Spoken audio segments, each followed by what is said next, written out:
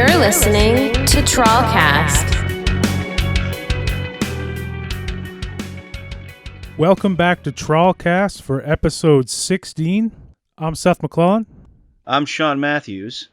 Thanks everybody for tuning back into TrawlCast. We have an exciting episode lined up for today. Sean, tell them what today's episode is all about. Well, today, we kind of missed it last month, July, so we apologize for this, but we're doing our Now Spinning segment. Last month, we kind of got sidetracked with doing the interviews that we were doing and having the guests on. I think Seth and I both had way too much fun with all those episodes and being able to talk to people. And then, last episode, we did the funk metal revival to try to just give everyone a chance to understand exactly what we mean by the term funk metal, where it came from, and all that stuff. So this week, we're doing our Now Spinning segment, and we're also going to talk a little bit later in the episode because Seth and I kind of have bonded a little bit more over vinyl collecting. So we're going to touch on that for a little bit, and we'll probably end up doing another episode based strictly on vinyl collecting because Seth has basically hooked me like a heroin junkie to collecting vinyl now. And whoops, that can easily be a 2 or 3 hour episode. But then we do have a question that we want to pose to each other and kind of you, the listening audience, to find out what your guys' thoughts are. This month's Now Spinning edition. Seth, let's talk about one of yours that you've been listening to recently. Sure.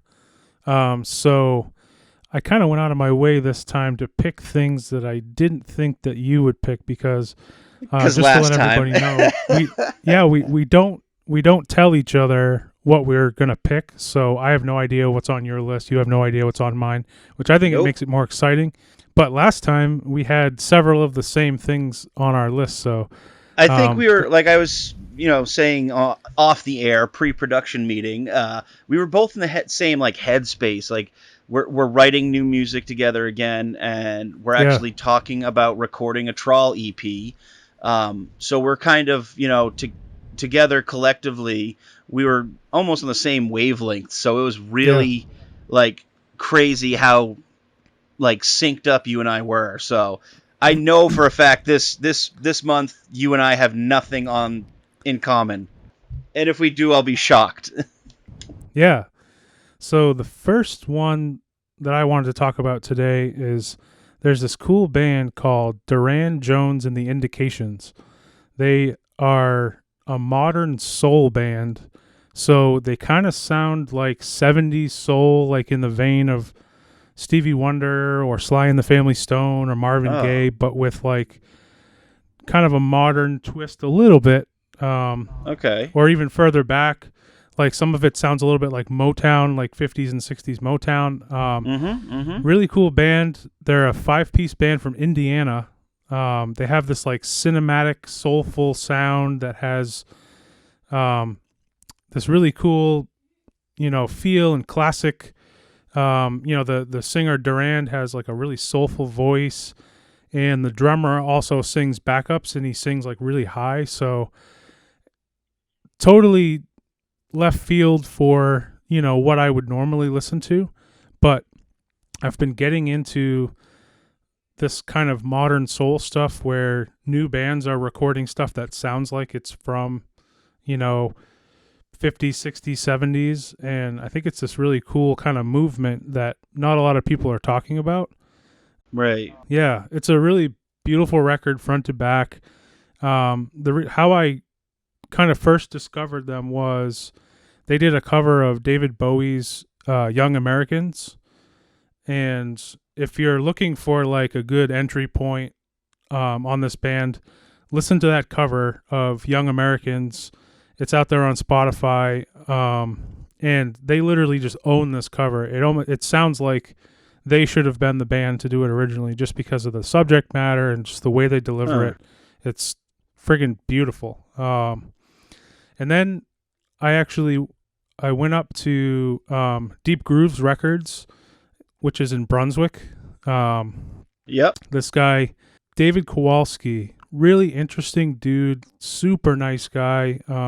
He used to actually work at NS Design, which is like an upright bass company that I believe based out of Maine. And he used to be kind of like an artist relations guy for them, and they represented like Les Claypool and Tony Levin from King Crimson, and like so he actually got to like work with them when they came to town and stuff. And he's got a record store in Brunswick.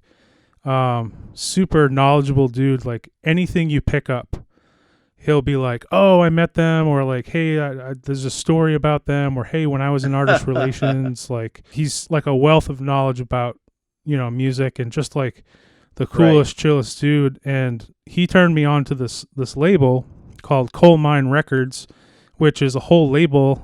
It's actually the label that Duran, Joe's, and the Indications are on. That all they release is like this kind of new old soul, blues, Afrobeat, all the stuff that's kind of like nostalgia genre. Right, but it's not. It's it's a lot of it seems to be stuff that's not the mainstream now, which is phenomenal. I love hearing that. I'm definitely going to be on the lookout when I get up that region.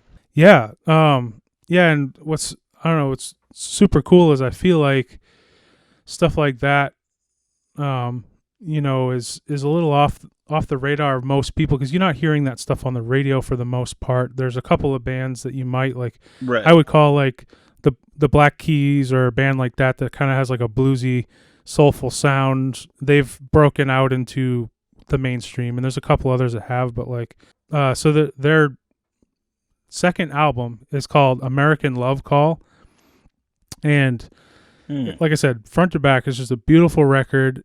Everyone out there, check out, I would start with their cover of Young Americans and just check that out. And then if you like that, they have 2 albums. Check those out. Hi, this is Raph from Pink Octopus, Sydney, Australia. You are listening to TrawlCast.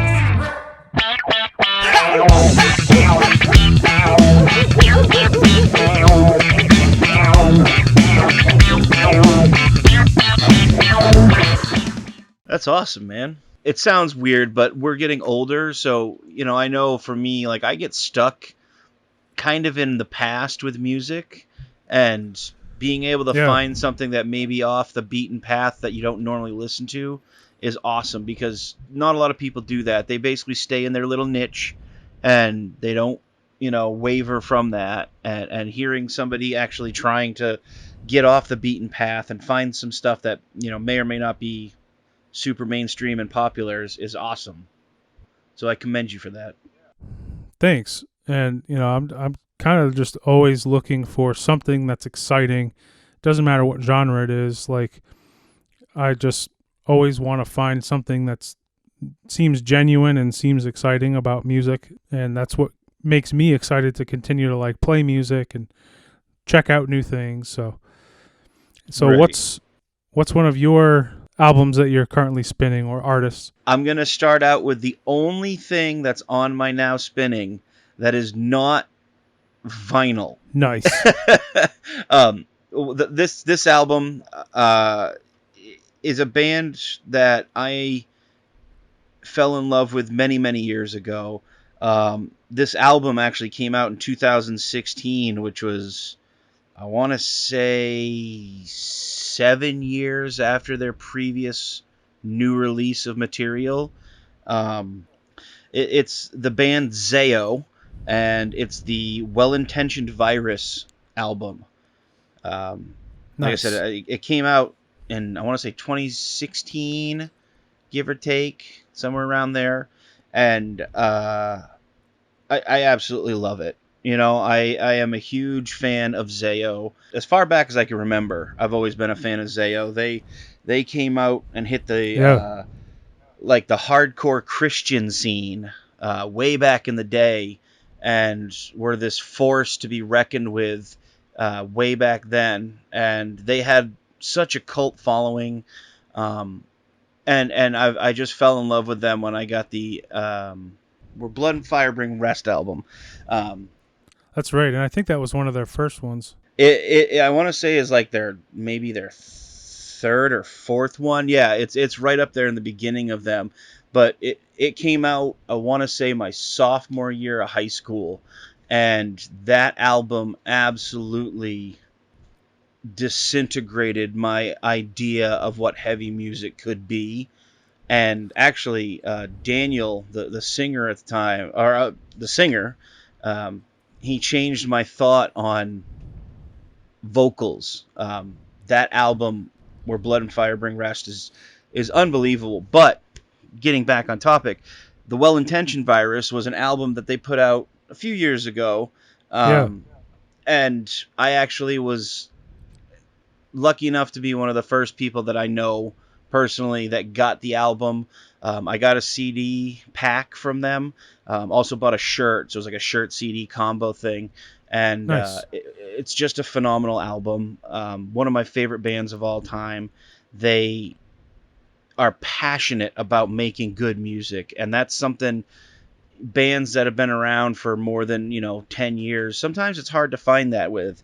And these guys are still going at it. They're still putting out stuff all the time. Like I said, super passionate about the craft of musicianship.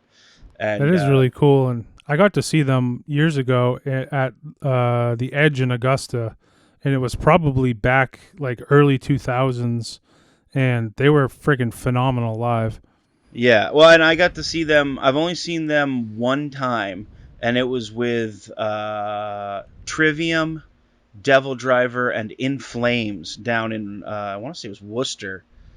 And they came on stage. I only went to see them. Like I've seen Devil Driver a few times. I've seen In Flames. I'd Yeah. seen Trivium, but Zao was literally the only band I went to see that night. And I have never moshed as hard as I ever had. That night was like I was at the pinnacle of life because they literally were playing just all these amazing songs. One of my favorite songs that they've ever written is called 5-Year Winter. And I know they had just finished a song and they were on stage kind of milling around, kind of between song, catch your breath phase. And I was dead center of the mosh pit. Nobody was talking. It was dead silent. And I screamed 5-Year Winter. And I remember Daniel turning around Nice. and pointing right at me. And they kicked right into the song. And, dude, I went fucking haywire. I probably crowd killed. And I apologize if you were there for that show and some asshole was beating the God. snot out of you during them. But Zao puts on such a killer show. They don't hold back. I've seen videos of them playing shows, and Russ, their guitar player, this was like a few years ago, actually. I think this was right after the Well-Intentioned Virus was released. He was on stage, and I don't remember exactly what happened, but he was just doing his thing, and he ended up falling off of the stage and like ripping his lip ring out and like broke his guitar, and he had to go to the hospital and he couldn't keep playing. So the band kind of said, well, fuck it, we're just going to keep going and finish the set minus our guitarist. And they're brutal. They're amazing musicians. And if you get a chance, Well-Intentioned Virus by Zao, Zao. If you like heavy music, you'll love this album. You'll absolutely love this album. Hey, how's it going, everybody? This is Shell from the band Stillborn Condition, and you are listening to the TrawlCast.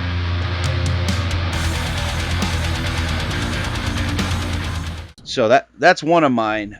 What about another one of yours, Seth? All right, so there's a band called Soften the Glare. It's Ryan Martin, or Rhino from Mudvayne fame, has a trio, and they put out a record kind of low-key in the beginning of this year. I didn't even hear about it. Maybe I wasn't paying attention, but they dropped a full-length record in 2020, and if you're a fan of like crazy bass chops and funky proggy jazzy fusion stuff, like you'll like this. It's Rhino really gets to stretch out and like play everything he probably ever wanted to play in Mudvayne, even though Mudvayne, like, he got to do a lot of ridiculous stuff. It's really not for like the casual listener, I would say. It's kind of this like insanely detailed, difficult, musicians kind of fusion stuff. But absolutely, it gets very geeky. But like, if you're into that, if you're into this like, really crazy stuff, I think you'll dig it. Like I said, I found it only about a week or a week and a half ago. Actually, you can hear it playing in the background when I was holding up one of our T-shirts to kind of show it off for the Shark Week raffle that we were doing. And Soften the Glare is playing in the background. And I was like, oh, this is kind of fitting because it was kind of a funky part in the song. So I would love to see them live because I'm sure it would be really cool because a lot of it doesn't have distorted guitars, but it does get heavy at times. So you can really hear the rhythm section. It's almost like a bluesy thing, though, because the guitarist, and I apologize, I can't remember his name right now, but the guitarist is so blues jazz kind of, feeling and you're right. Sound tonally wise. But then you got Rhino just doing some crazy funky shit. And actually, it's funny because I know today, as I was looking through Facebook at work, I noticed like they had posted a video of them like, this one gets a lot of cheers when we play it live. And I was just watching like Rhino's forearm, like the veins were sticking out like 4 inches and his hand looked like it was being electrocuted, how fast he was playing. It was just unbelievable. And the guitarist just sitting over there like cruising up and down the fretboard, like, it was just unbelievable. And I sat there and it was only like, I want to say maybe 15, 20 seconds of the song.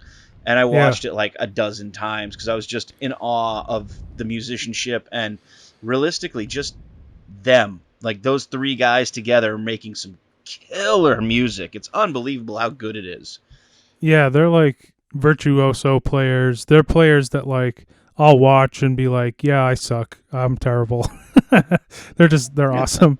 But that's what's cool. I love discovering and listening to stuff that's like, 5 steps above where I'm playing at or what I'm doing right now and going, okay, you can be humbled by players, that are better than you and strive to learn some of that stuff and think about like, okay, how can I like incorporate some of that kind of stuff into what we do? Or that's what's exciting is like always knowing that wherever you are as a musician, there's always people out there that are better and more, not necessarily better, but doing something way different or looking at music under a different light. It's not necessarily always about, better or worse. It's just a lot of times it's just different. But these guys are very technical, which is what I look up to because I'm like, wow, I've never been like a super technical player, but no, I find them fascinating,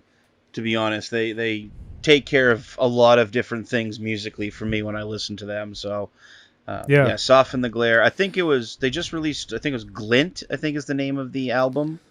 Glint, yep, that was the one that came out this year. And then they have one other one which came out like I think 3 or 4 years ago. So they had a first album, maybe 2016, 2017, something like that. Yeah, the song Cluck, CLUCK. If you listen to that, you won't be disappointed. I guarantee it. Awesome. It's a phenomenal track. That was the video that I was watching today because I remembered such a weird name for a song, and then I was like, man, some of the stuff we've written has got some really weird names, so never mind. That's funny because I wasn't sure if you even knew about that band, so the fact that you were listening to them today is it's funny. It's one of those things that like, I mean, I'm a big fan of Mudvayne as well, and I always wondered what the different members went and did, and like and I forget their names at this point, but the drummer and the guitarist, they kind of just disappeared into the ether. Like I think the guitar player went and played for Hell Yeah. He was in Hell Yeah for quite a while. He's not anymore. I remember that part. But the drummer, I couldn't tell you what the drummer did, and he's friggin' incredible. Like he was one of my favorite metal drummers. Honestly, like it's really a travesty that he didn't do more. And he may be. That's the thing I just know that Ryan. I ended up finding that. I want to say actually I found that about the time I joined TRAWL. Like Yeah. you and I were talking about Mudvayne and something like that, and I wanted to look up something about them, and it ended up kind of pointing me at the Soften the Glare project, and I've listened to it. Like, it's not on heavy rotation, but it's definitely in my rotation. So Yeah. No, same here. And even Rhino, I mean, it was easily a decade after Mudvayne until he really joined anything. So, like, I've always thought it.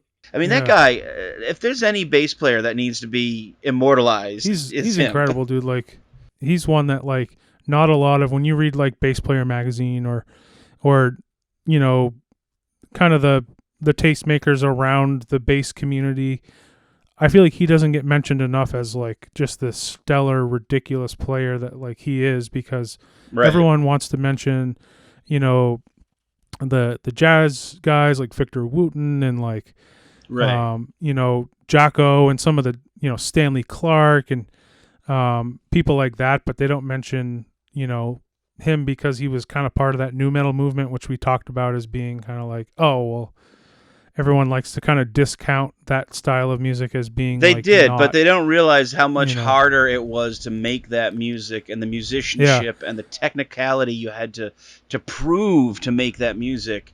And I mean, it did. Hey, the early 2000s, late 90s, early 2000s, that was the nu metal era. That was, I mean, it was the biggest thing.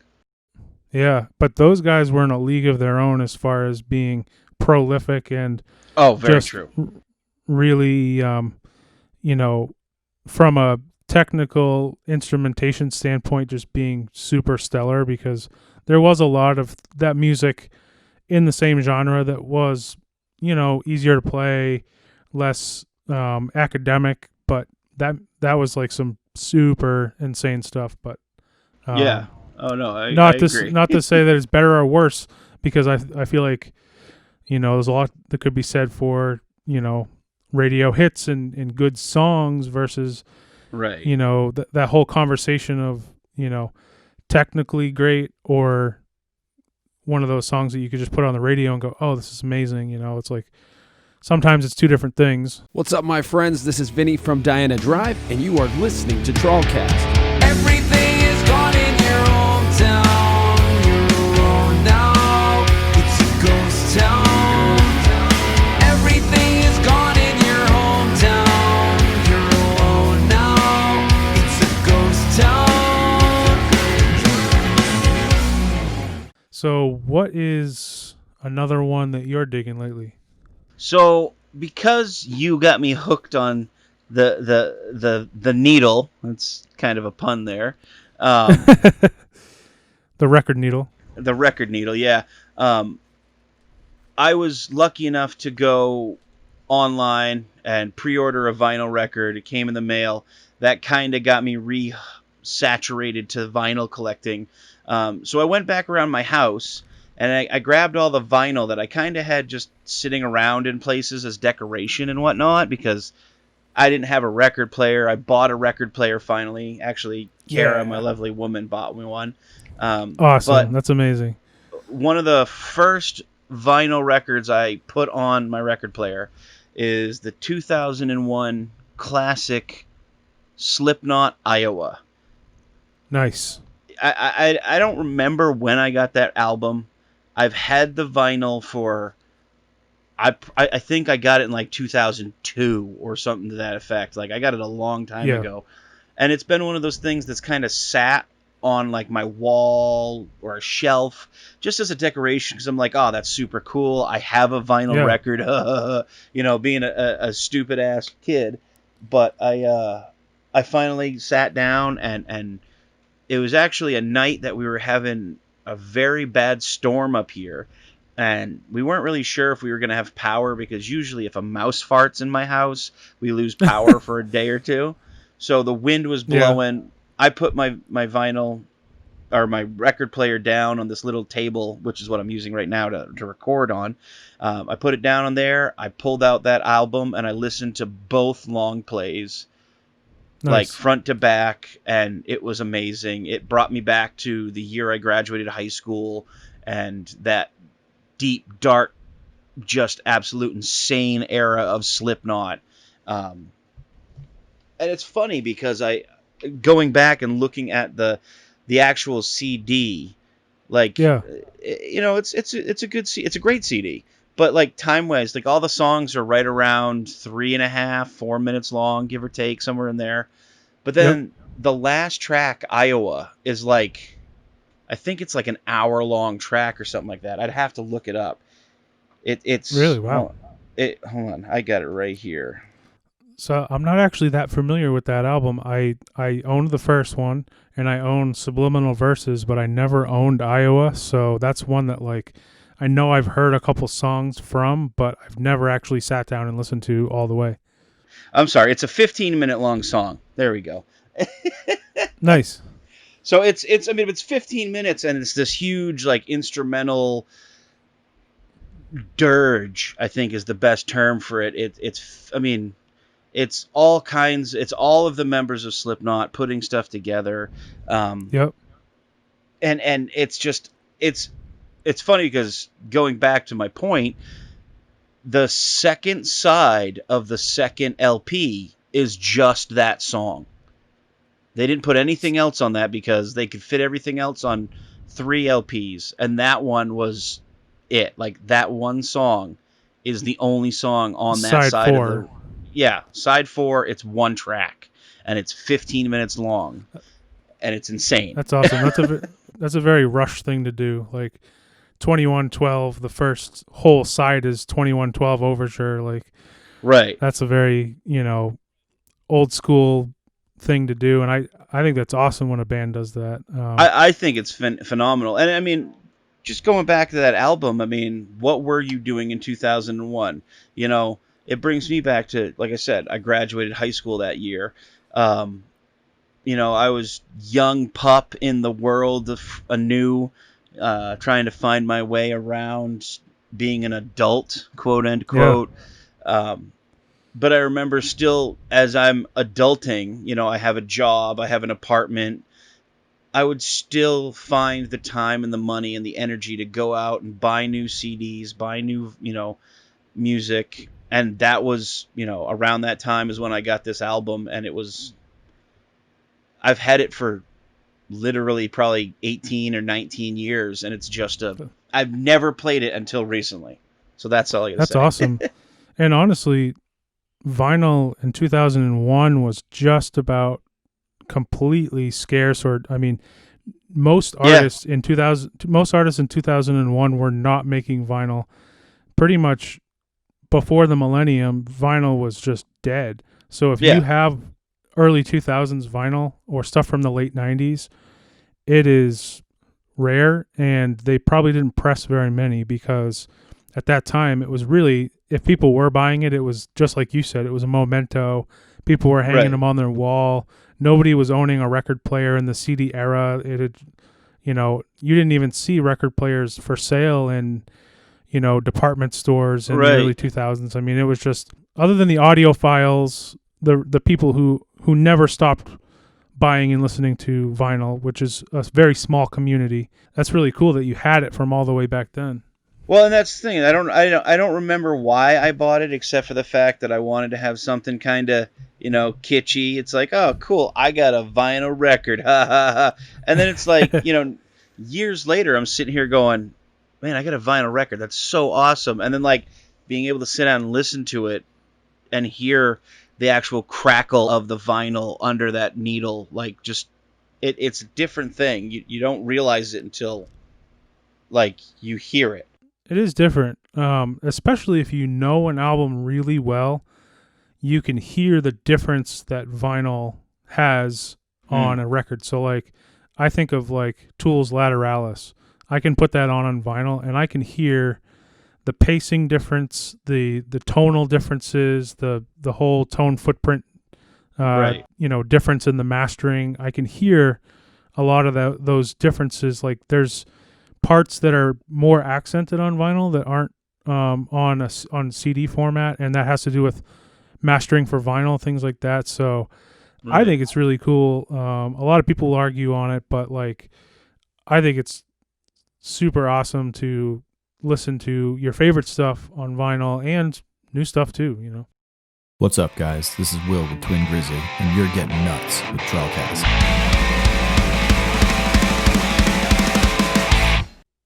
Another one that I've been listening to a lot lately is the album Betty by Helmet. Yeah. It came out in 1994. Classic album. Yeah. Great album. It's one that I hadn't appreciated enough, I don't think. Everybody knows Helmet's Meantime album. It has Unsung on it. That's their most popular album probably to date, and you can still hear Unsung on radio forever. I mean, it's just kind of everywhere, cemented into the ether of 90s rock. But Betty, you don't hear as much. Right. And then came right after Meantime, and I started listening to it actually because of Justin. Mm-hmm. When we were writing the new song that we just got through writing, he actually sent me Milk Toast, which is, I think it's the third or fourth song on the record. He's like, hey, listen to this. I've got an idea for a part we were working on, and it was definitely reminiscent of what they were going for in Milk Toast. So we were like, oh, cool. And so because Justin had brought it up, I started listening to that album a lot more, and it's like super diverse. And I realized, like, and I've done some research on them, and I've looked up some things too, and I've always known that, like, they're cited as one of the bands that is, like, very influential to alternative metal and hard rock, and like a lot of bands that came after them will tell you, oh man, Helmet was like huge. Well, speaking of influence, the Unsung song, if you listen to that actually has a lot of influence on how I do our song Lightspeed. That's right. That's right. Just kind of not necessarily I'm copying it, but like it definitely, you can hear it's influencing Lightspeed by TRAWL, because I love Helmet. I think they're so unappreciated. They should be much bigger than they're given credit for. Like, they're such an amazing band. Such an amazing band. They are kind of like an important connector between what I would call like indie rock or post rock and then metal. Bands like the Deftones, you can definitely hear the Deftones are influenced by Helmet.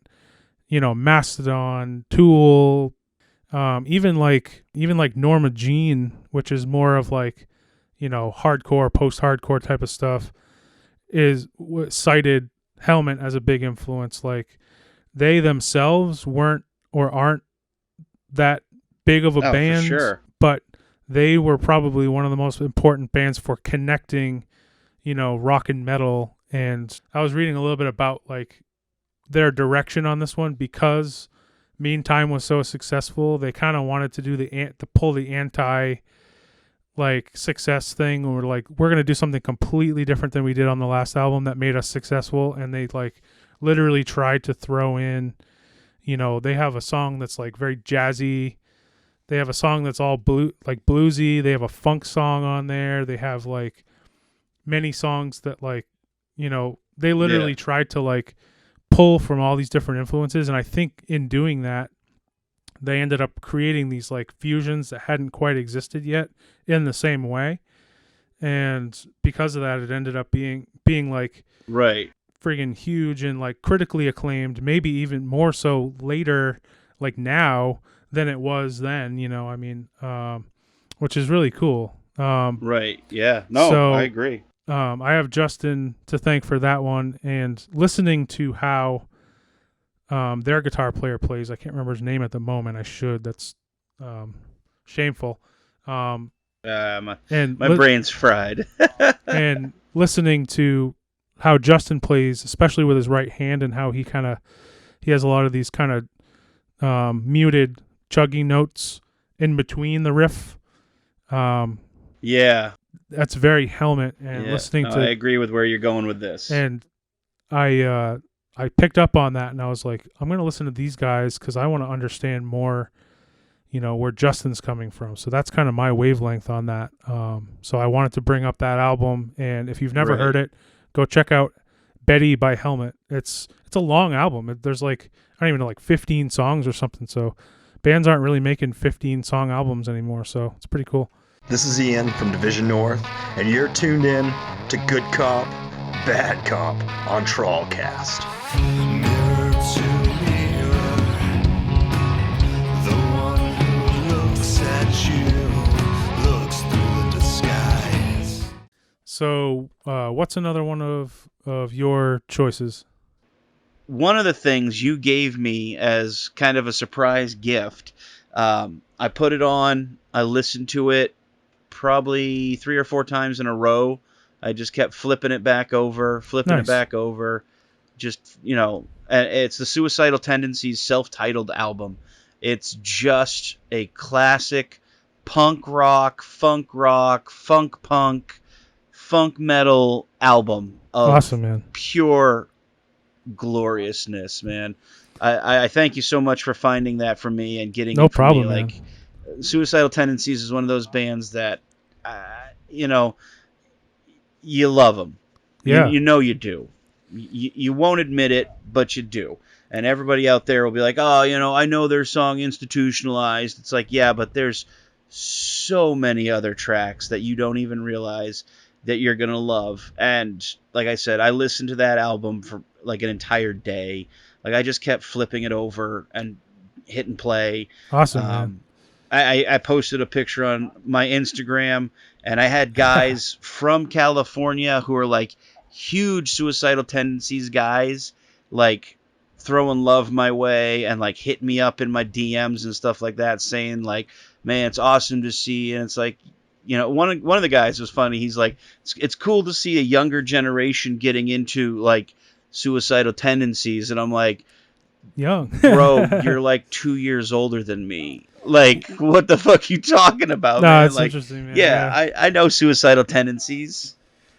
And it was just funny because he was like, it's good to see the younger generation. And I'm like, man, you're only like, you graduated like 2 years before me. It's not like there's a 20-year age gap. It's 2. And like, yeah, I love Suicidal Tendencies. They're one of the most raw bands you'll ever listen to. Like, they did not give a fuck when they came out of the gate.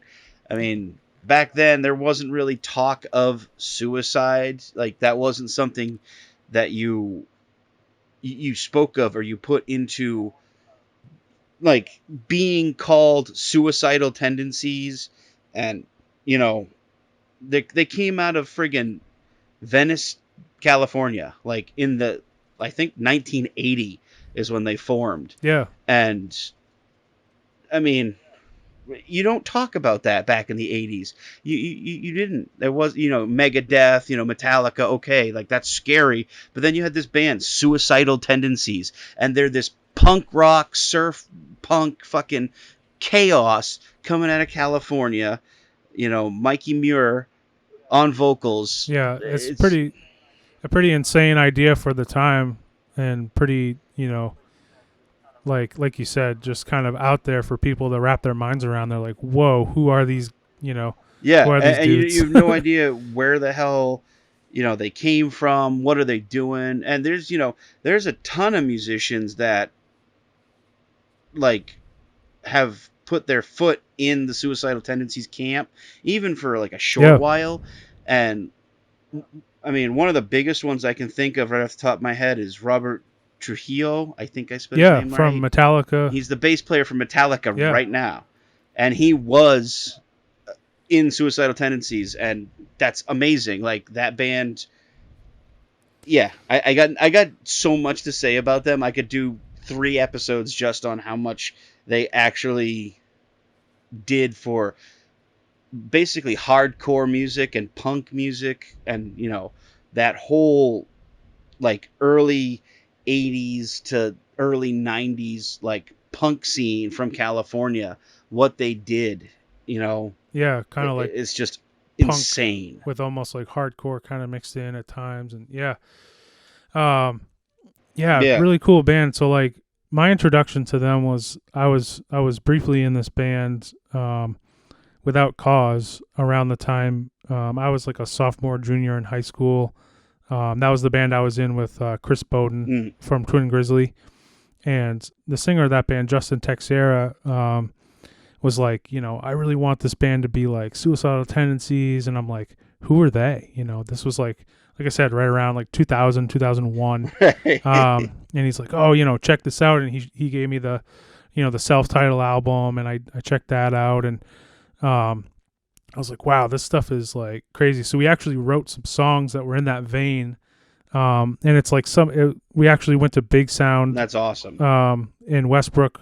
And my first ever demo was a 2-song demo that we did in one day with one of the interns over at Big Sound at the time. And we did these 2 songs that were like kind of in the vein of Suicidal Tendencies and like maybe System of a Down or Korn, stuff like that. Fantastic. So I'll have to play them for you sometime, or maybe like throw a clip in.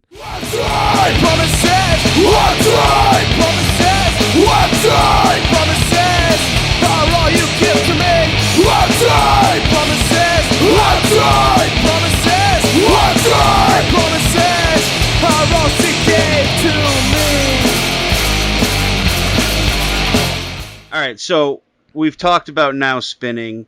I think we'll save the vinyl collection talk for another episode in the future, just because I know I'm still new to it. I'm still starting out and picking things up here and there.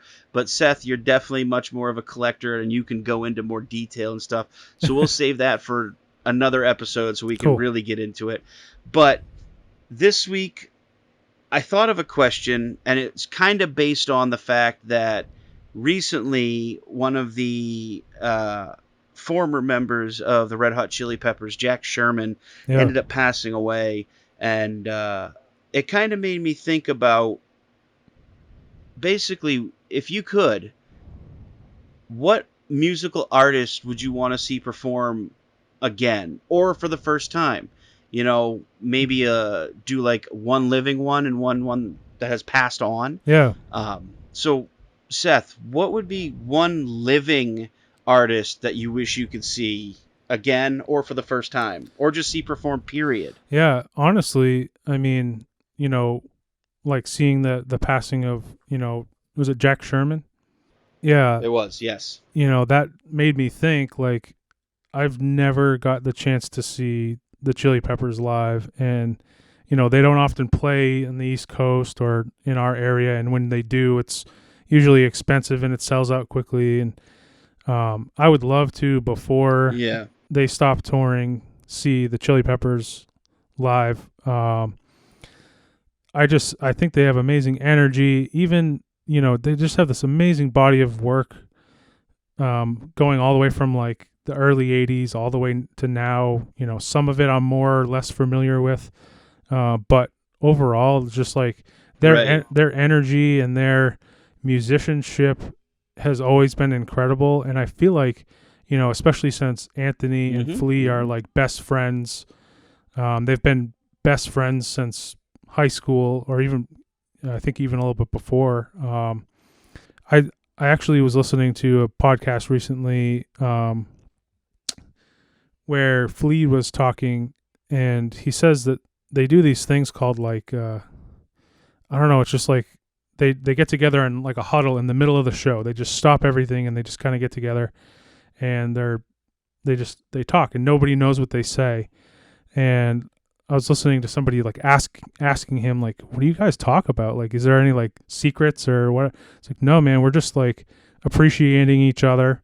We're telling each other how much we appreciate each other and our, just our friendships. And like, maybe we talk about like, what we did the day before, or like just take a moment to live the moment. Like right now, we're in front of all these people are here to see us, and just appreciate each other and in this moment. Right. And in, I don't think enough people take the time to do that. It's just like, life just kind of moves by. So like that was a huge takeaway for me as far as like just the humbleness of those guys and like how we all should live as far as like making sure that you're taking time in every moment to appreciate what you have. And so like I always thought it'd be amazing to see them live.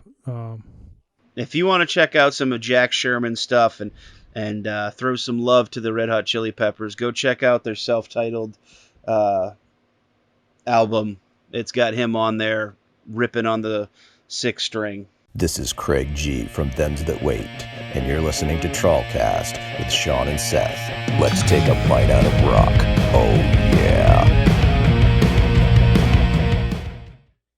Yeah, man. How about you? If you could pick an artist who is maybe still living and working that you haven't seen yet, or maybe that you have seen but you want to see again, who would it be? I mean, I think, and that's a tough one because there's so many good bands or musicians that, you know, could do. I'm sure they're still touring and stuff, and yeah. Geez. It's hard. I know I could pick honestly. yeah.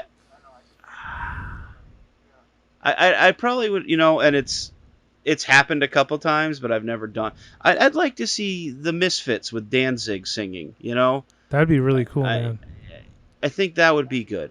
You know, I'm a big Misfits fan. I know our buddy Matty Heath, who was on the show. He's a huge Misfits fan as well. So, but. Yeah, I think I'd like to see them just because I've seen a couple different iterations of the Misfits. Like, I saw one at the Asylum in Portland, Maine with Jerry Only and Des Cardenia playing guitar. And that was cool. But, like, I don't know. I'd like to see, you know, Jerry, maybe Doyle on stage if he's still into doing that, and then like you know, Glenn Danzig do it just because it would be fun. It would be a good thing for my mentality. Yeah, man, that would be super cool. I've recently started listening to Danzig a little bit more. Not the Misfits stuff, but just his solo career stuff, or his solo band stuff. Miranda, my wife, is actually like getting into Danzig pretty huge, so we actually picked up a couple of their albums on vinyl. Oh, cool! We've been, you know, spinning those lately. She actually said she would flip out if we covered Her Black Wings. It's on the Lucifage album. I think it's like the second Danzig record. That's her favorite song, so she's like, you guys need to cover Her Black Wings. So I was like, okay, maybe we might. We might. Well, I mean, it's I know Danzig fairly well. That's a great song too. So yeah, but Misfits is one that shamefully I am so unfamiliar with, and Maddie's even tried. I think he gave me a copy of, or he let me borrow his copy of, is it Famous Monsters? Famous Monsters, yeah. Yeah, and he's like, listen to this fucking album, and it sat in my car for a while. I didn't, and I ended up giving it back to him because I didn't want to have it for a year or whatever. But I feel so bad because, like, you know, that's one band that I feel like as a true, you know, music fan, like, you should know more about. So my task is to actually and it's one of dig those into things. some Misfits. Yeah. Well, and Misfits is one of those bands, like, they really brought forward, like, theatrics in punk music. Like, before, punk was, you know, maybe a little different, but they brought, like, the darker, creepier side, like the horror aspect of it. And I mean, Fiend Club through and through. They're just a great band. They have a huge catalog of music. I actually had a roommate many years ago. Kara and I were living with this couple, and his name was Sean too, which was kind of funny. But he was a huge Misfits fan. Nice. And he used to, like, he was kind of the one who helped me get more into them. I had heard of them, and I had a couple like of their more famous albums. Yeah. But then like he got me into some of the older stuff, like the Static Age CD and their early stuff, and it's a totally different beast. It's straight up good old fashioned punk rock, and I think that's what me and Sean, him and I bonded over so well was we're both kind of punkers. Like I'm much more of a punk rocker than I am a metalhead or like a even like a anything else. I'm more of a punker. Yeah. So that's cool. Getting hooked onto that and being able to do that kind of research, I guess is the right term. I don't know. We listened to a lot of Misfits. Him and I would sit around, and actually it's funny because him and I went to a Reverend Horton Heat show. Yeah. And we got obliterated drunk. And this was when the Reverend Horton Heat came to the asylum. The whole crowd was fucking hammered. And something happened. I don't remember what happened because I'll be honest, that whole night was a super blur. But I remember the Reverend cut the show early. Like he walked off stage.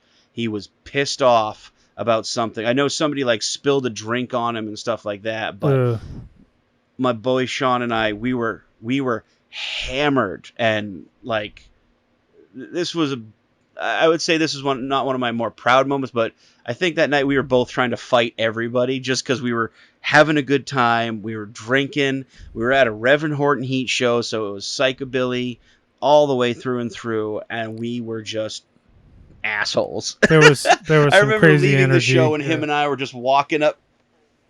Oh yeah, we were walking up Congress Street, just being rowdy as all fuck, and we still had to find a way to get back to South Portland where we lived. And I think, actually, I don't remember how we got home.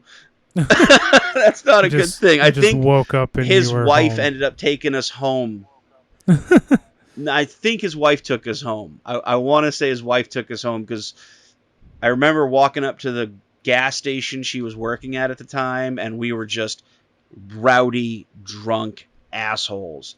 And we got home somehow, and I remember his wife was pissed off at me, and Kara was pissed off at the other Sean because we both kind of egged each other on to drink all night.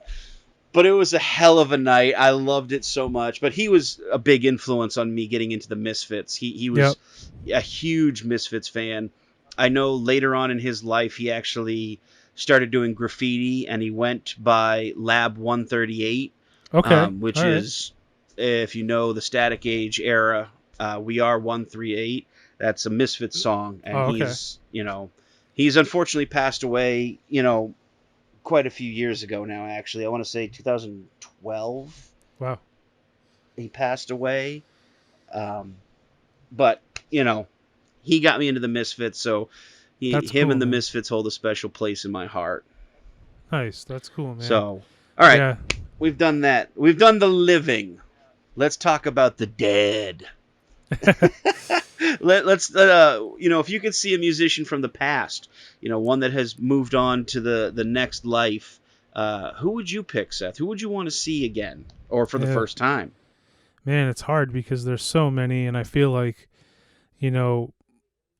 it puts pressure on you to like pick somebody who's super iconic and be like, why didn't you pick, Jimi Hendrix, or why didn't you pick like somebody who,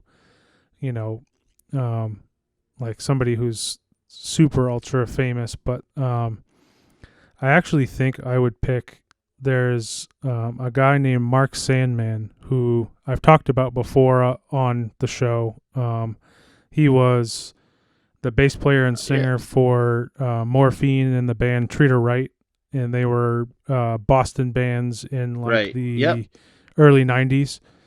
The most kind of unique individual, he's this guy that like he didn't really start to become popular in his career until maybe like his 40s, maybe even like later in his 40s, and he was this kind of mysterious guy that like nobody knew a whole lot about his early life and where he had been, but I know that he has traveled the world, and he had this crazy voice, this crazy perspective, and he was known for innovating what's called low rock, which is this sort of jazzy, kind of bluesy style of rock, and he plays bass with a slide. He's incredible, super unique, and he actually he died on stage in Palestrina, Italy, when they were playing. They were playing this big music festival. I actually think Queens of the Stone Age was supposed to play there like the next day. It was this little town in Italy, and he just had a heart attack on stage and died like way before his time. But since then, they've had this like cult following, and I actually found out about them through Les Claypool because he uses this microphone called a bullet microphone, and it kind of gives him this like almost like a intercom type voice, where it's kind of like almost like a tunnel sound kind of vocal effect, right? And almost like a megaphone kind of thing. Yeah. Les Claypool uses one of those, and written on it is Sandman, and he was at a show that I went to years and years ago, where he explained why he uses that microphone, and that it was something that Mark Sandman used, so it like made me go back and listen to Morphine, because they were around in the 90s, which was like, a little bit before my ability to go and see a show, because I was still a kid in the 90s, and got into them, got into his former band before that, Trader Right, and I just like fell in love with those bands and always wanted, because he's just such a cool presence and such a unique guy that like I was like, I really would love to have seen him live. So that's my answer for that one. Hey, what's up? This is John from Alliance. You're listening to Seth and Sean on TrawlCast.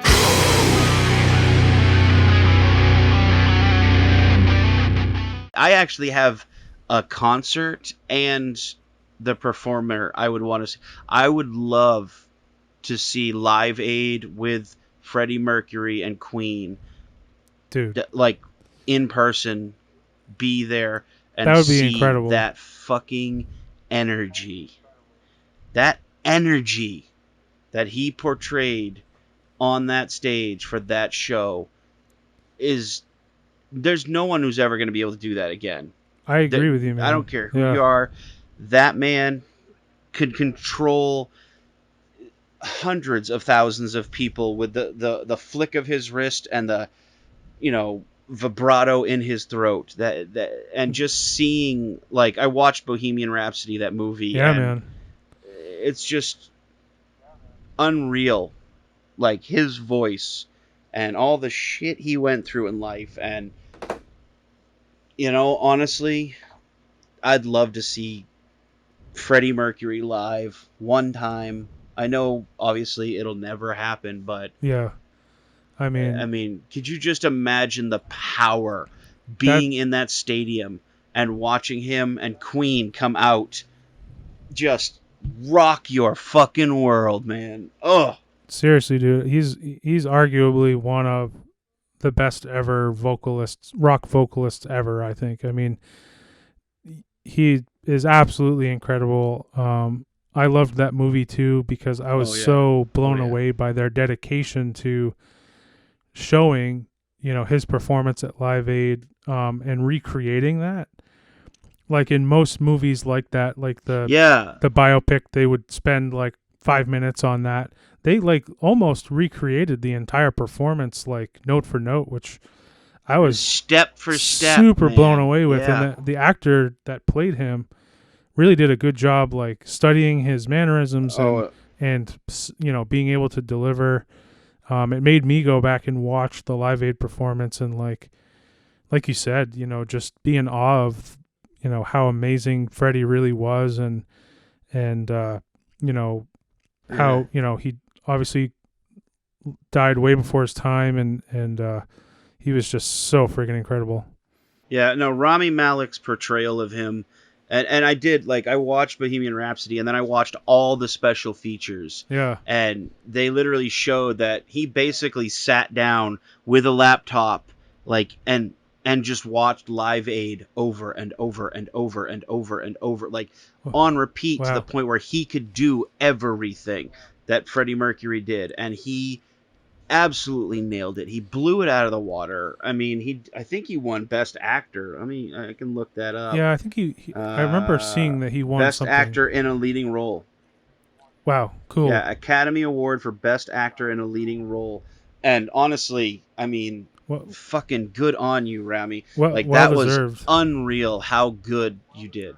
Yes. Oh, fantastic. And realistically, Freddie Mercury, just as a musician, I put him literally light years above any rock singer. I put him even more light years above any front man that is out there. He knew how to control the stage. He knew when to control the stage, and he knew how to make the audience feel. You know, he was the total package. Yeah, and just, as a songwriter and as a vocalist that could sing in, every range, and, just honestly the bravery to, be who he was at the time, and to,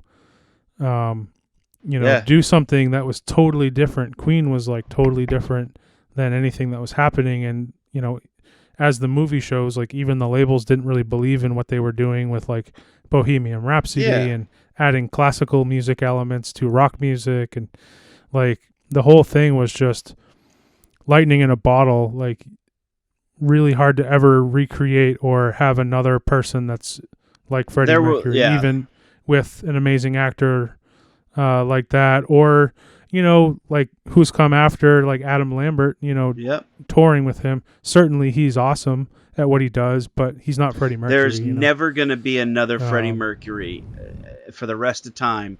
He was a 1 in a million. Like, he is vocally just stunning. Lyrically, like, his lyrics were fantastic. Like, you can read into him all you want, but just the way he wrote songs was so pure and just unabashed. Like, that's what he wanted to write. End of story. Like, you're not going to change it. This is what I want to do. That's how I'm going to do it. And just the power that man had, it'll never be matched. I don't think there's anyone that could ever be anywhere near close. And I know there's people out there that are like, oh, well, what about this guy? What about this? Yeah, that's great. But watch Live Aid. Watch the real live performance and see an entire world be shaken to their core by one man on stage with his brothers playing music. It's unreal. It's pretty incredible. And I think that, the similarity between, my pick and your pick is really just that I feel like what makes the best musicians ever that end up becoming legendary, whether they're famous or not, is their kind of one-of-a-kind uniqueness, where, like, literally no other person in the world, living, dead, or future, is going to be like that person. Right. And they truly were unique. Like, there's so many, like, if you listen to, like, radio rock, for the most part, I mean, you've got a lot of bands doing a very similar thing. Yeah. Tonally, delivery-wise, technique-wise, are we going to be listening to that music in 10 years, 20 years, 50 years? The music that we're going to listen to in 50 years or 100 years is going to be the people who are truly unique. And it's not going to be every copycat band that tried to copy something else that already existed. It's going to be those artists that are just literally one of a kind. It's not the cookie cutters. It's the cookie, dough. The moldable, craziness that is. And that's the thing is, like you said, it's you listen to the radio now, and there's a lot of bands that are very similar. And unfortunately, there are songs that are very similar, and it's, different attacks of notes. And, maybe they go with this, they take a left turn here instead of taking the right like this band did. But unfortunately, they're all kind of doing the same thing. And that's something that, if you're a musician, Yeah. it's it's flattering to be compared to somebody else, but you want to be, at least from my point of view as a musician, I don't want to be told, oh man, you sound exactly like Corey Taylor. That's awesome. Like, no, I want to be like, yeah, you got some Corey Taylor, but you got some like, Mina Caputo and like some other singers' styles and techniques, but you're not anywhere near them. You're definitely different. And that's the thing, is I want to not be stuck. Yeah. Like, this is what we're going to do. This is how we're going to sound ever. Like, I always try to push myself to be as unique as possible, because if you don't, you'll never stand out and you'll never, move forward. And you also have to make music that makes you feel right. If you emulate your idols to the smallest degree, like 100%, you sound exactly like, let's say Rat, for example. You want to be a Rat band. Okay, but I mean, they've already done that. Why would you want to just keep doing that when you could do something and take influence from it and make it your own? Yeah, I totally agree. Yeah, I never want to be told I sound exactly like anybody. No, you sound like and Seth. I hope I don't. No, you sound like Seth McClellan. Pretty good bass player. Thanks. But yeah, I think that's the thing, is like I never want to totally sound like anybody, and I think that's what you strive for, is just finding your own voice and being original. Draw from your influences, be influenced by things, but don't wear it on your sleeve so much that you become something else. So this is Matt Heath. I hope you enjoyed this episode of the TrawlCast. You can catch my boys Seth and Sean on a regular weekly basis when they can put these up. And don't forget, once this whole plague is over and we're all back out playing shows and doing things and not taking things for granted, just remember to support local and just be excellent to each other. Well, ladies and gentlemen, I think that's a good place to end it for the night. Thank you all for tuning in to TrawlCast this evening, or morning or afternoon, or whatever time you may be listening to it.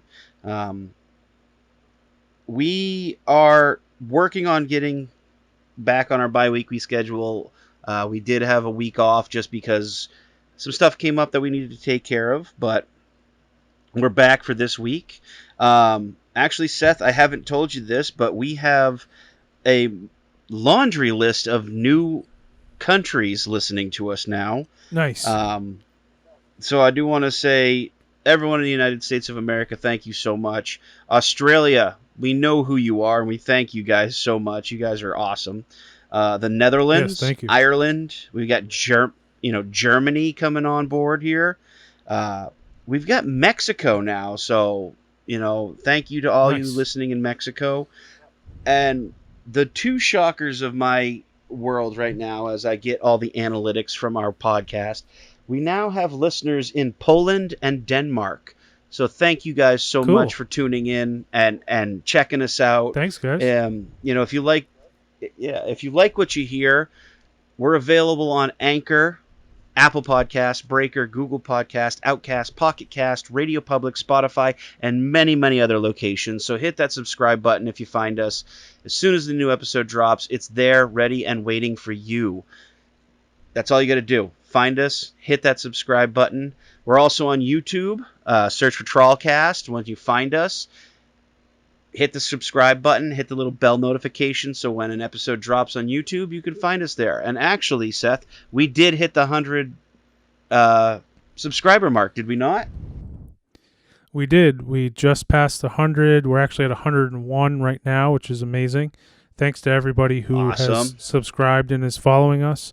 Thank you guys so much. The sharing of a YouTube channel or whatever it may be, and having to put a string of like 30-something letters and numbers and symbols is super annoying. So all 101 of you, thank you so much for subscribing to us. We truly appreciate it. So now, once you find us, you can share. I believe it is like trawlband Portland or something to that effect. Find us on YouTube. Hit that subscribe button. Give us some love on there. We appreciate you guys for doing that. If you can, rate and review us 5 stars where you can. Give us a write-up. Tell us what you like, what you don't like. We take all the criticism and the love with the same breath and try to work everything out. If you want to send us a voice message, all you got to do is go to anchor.fm/TrawlCast. There's a little button there. It says send message. Hit that button. Send us a message. We'll put it in an interview. We'll put it in an episode. If you got a question, or if you want to do like the listener sounders we have throughout the episode, do that there. If you have a question, comment, show suggestion, or you want to send the listener sounder a different way, cast a line to us at trawlband@gmail.com. We check the email every day, so if you hit us up, we'll see it, guaranteed. For more information about Trawl and all things Trawl related, you can go to www.trawlband.com. Again, thank you all for listening to the TrawlCast this week. We really appreciate it. You guys are the best listeners in the world. We can't thank you guys enough. My name is Sean Matthews. I'm Seth McClellan. And this has been TrawlCast. We will see you all next time.